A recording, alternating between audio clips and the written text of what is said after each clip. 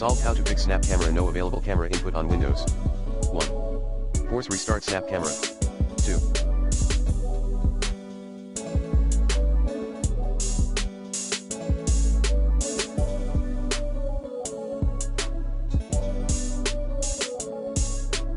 Clear cache of Snap Camera. Path, Settings, Cache and App Use View. 3.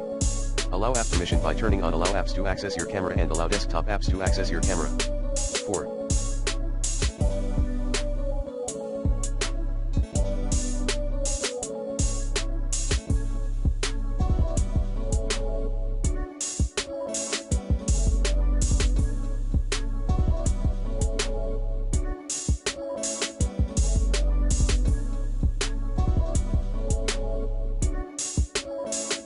Update webcam drivers using the recommended Avast driver updater in this video guide.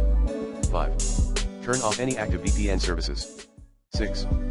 Clean reinstall Snap Camera by uninstalling then reinstalling the app later.